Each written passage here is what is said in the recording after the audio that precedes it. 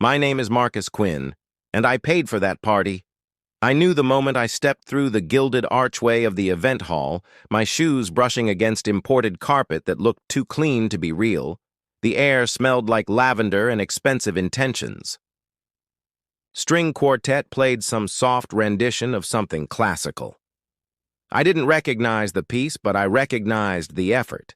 Everything shimmered. Gold-accented balloons floated above white-draped tables, and champagne flutes caught the light like chandeliers in a palace. It was the kind of party that looked like a Pinterest dream board come to life.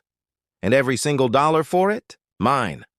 I stood near the back, trying not to draw attention, as guests laughed and floated from table to table in designer gowns and custom-tailored suits. Some nodded politely as they passed me. A few asked, "Are you with the catering team?" One woman handed me her empty glass with a quick, "Thanks," before moving on. I didn't correct her. What was the point? I wasn't wearing a suit, just a navy blue button-down with the sleeves rolled up, the one I wore to job interviews when I still believed Soraya and I were building a future together. Her father, Reginald, was center stage, as always, sipping champagne with a fake choke between chuckles, pretending the lobster canapes were too fancy for his taste. He clapped backs and told stories that ended in half-hearted laughs. Everyone humored him.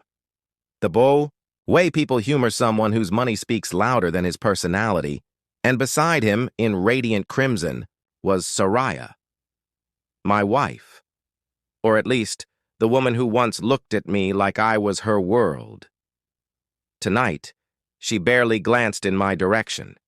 She moved through the crowd like a queen on a chessboard, all strategy and grace, her hand fluttering with a glass of white wine, her smile polished and precise.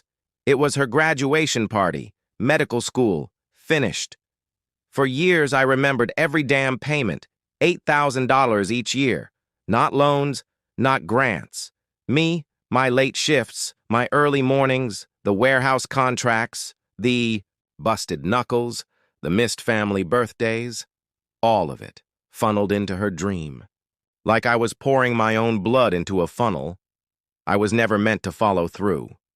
I used to joke we were partners, co-architects of a shared life.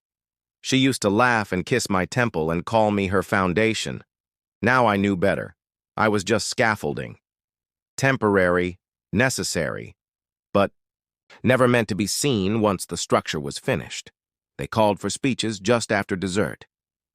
Cascade of applause rang out as Soraya took the stage. The spotlight made her skin glow like amber. Her voice, confident and steady, echoed across the hall.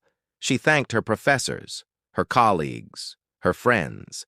She thanked her parents for their emotional support, and her mentors for their unwavering belief. Her voice trembled just enough to feel real. The room erupted in applause as she stepped back from the podium, and I took a step forward. I didn't plan to say much. Just a few words, congratulations. Pride. Maybe.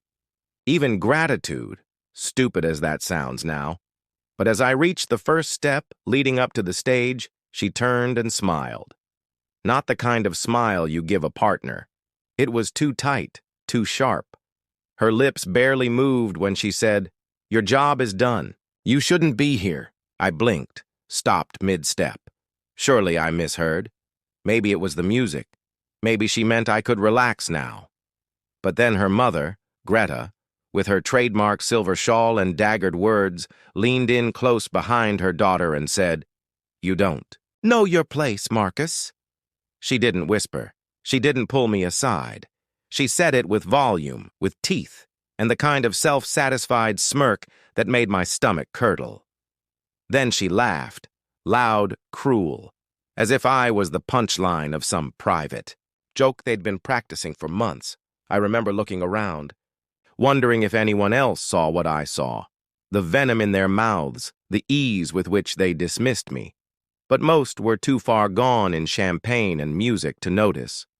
A few turned their heads, but quickly looked away, not wanting to get involved, not wanting to break the illusion of celebration.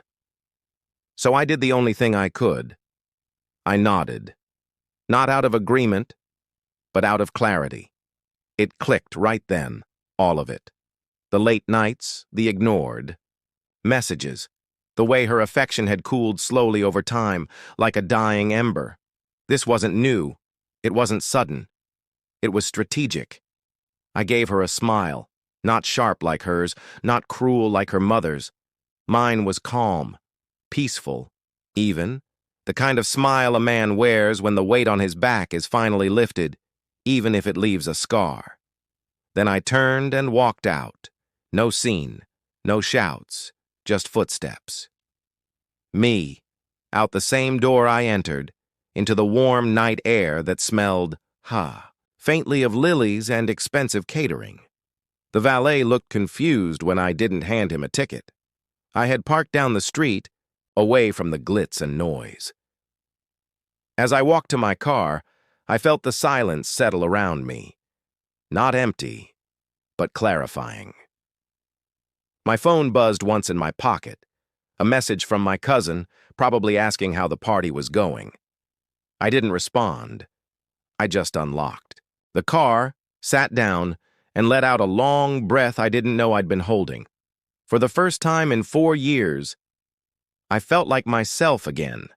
Not a sponsor, not a stepping stone, just Marcus Quinn, the man who paid for the party, who gave everything to a woman who smiled like a blade and who finally knew exactly where he stood, outside, but free.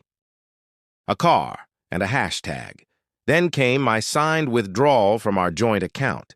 It wasn't an act of war. It was protection, a simple document stating that I no longer had any intention of maintaining shared finances with someone who shared nothing else with me anymore. It included transfer confirmations, timestamps, and the name of a private savings bank in a city 6 hours away. She'd find the balance intact. I hadn't stolen, I hadn't hidden, I just reclaimed. The last item in the box was the key. Small, silver, and attached to a bright red tag labeled Lockbox Hillside Storage. She'd know the place.